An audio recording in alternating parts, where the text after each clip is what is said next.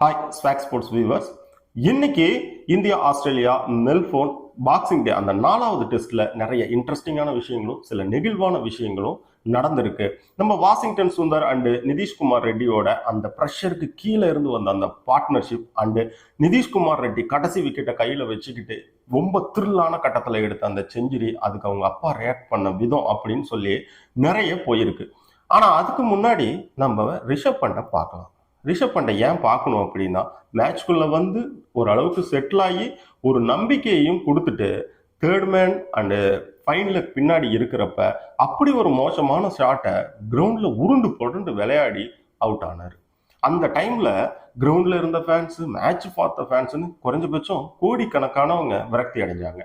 அப்படி அவர் மோசமா அவுட் ஆகி வெளியே போன பின்னாடி இந்தியன் டீம் வந்து ஃபாலோ ஆனையே தாண்ட கிடையாது. வாஷிங்டன் சுந்தர் அண்ட் நிதிஷ்குமார் ரெட்டி 2 பேரும் சேர்ந்து ஏறக்குறைய எடுத்துக்கிட்டா அவங்க வந்து ஒரு 300 பாலுக்கும் பக்கம் விளையாடினாங்க. ஒரு 50 ஓவருக்கு கிட்ட அவங்க போனாங்க.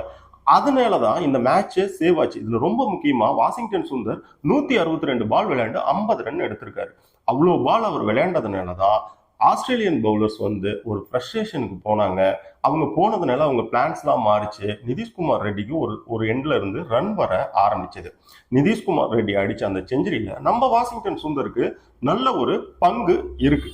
இதுக்கு அடுத்து நிதிஷ்குமார் ரெட்டியை எடுத்துக்கிட்டீங்கன்னா, அவரு ப்ராப்பரா ஒரு பேட்ஸ்மேனாவே தான் அவரோட டெக்னிக்கை பார்க்குறப்ப நம்மளால எல்லாமே தெரியுது.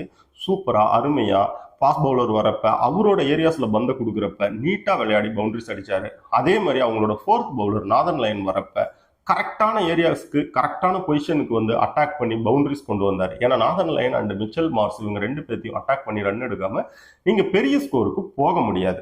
இப்படியான நிலைமையில இந்தியா 116 ரன் இன்னைக்கு வந்து பின்னாடி இருக்காங்க.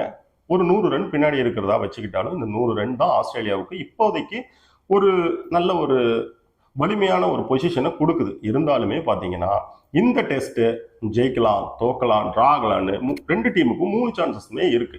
5வது நாளுக்கும் போகுது. 5வது நாளுக்கும் போகும், எல்லாத்துக்கும் சான்ஸ் இருக்கு. அப்படிங்கிறப்ப கிரிக்கெட் ஃபேன்ஸுக்கு இதை விட ஒரு நல்ல மேட்ச் கிடைக்காது.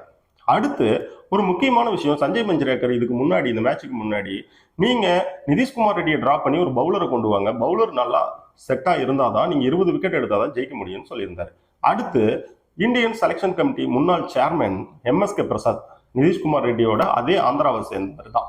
அவர் என்ன சொன்னார் அப்படின்னா, நிதிஷ்குமார் ரெட்டி வந்து ஒரு ப்ராப்பரான பேட்ஸ்மேனும் கிடையாது, ஒரு ப்ராப்பரான ஃபாஸ்ட் பவுலரும் கிடையாது. ஸோ அவர் இடத்துக்கு ஒரு ப்ராப்பர் பேட்ஸ்மேன் கில், அப்படி இல்லைன்னா ஒரு proper fast bowler Prasidh Krishna, Harshit Rana, இவங்களை யாரையாவது கொண்டு வாங்க அப்படின்னு சொல்லியிருந்தாரு.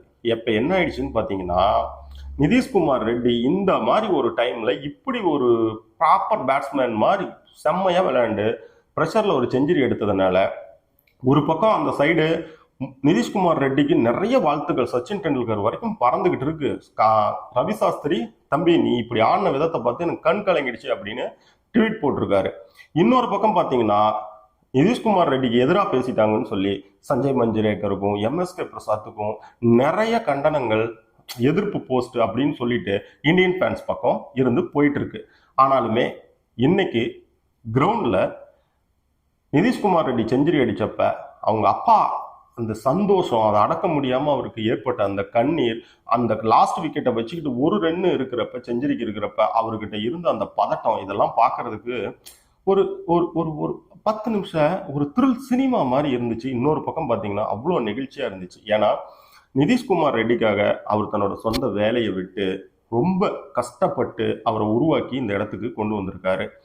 அந்த இடத்துல தான் மகன் ஜெயிக்கிறத முதல் முறையா அது கிரவுண்ட்ல இருந்தே பார்க்குற சான்ஸ் இருந்தது. அவருக்கும் பட் அருமையா இருந்துச்சு, நமக்கும் ரொம்ப நல்லா இருந்துச்சு. இப்போதைக்கு இந்த டெஸ்ட்ல இன்னைக்கு இந்த விஷயங்கள்லாம் நடந்திருக்கு. நாளைக்கு என்ன மாதிரி இந்த மேட்ச் போகுதுன்னு பார்த்துட்டு நான் உங்ககிட்ட வரேன். Thank you all.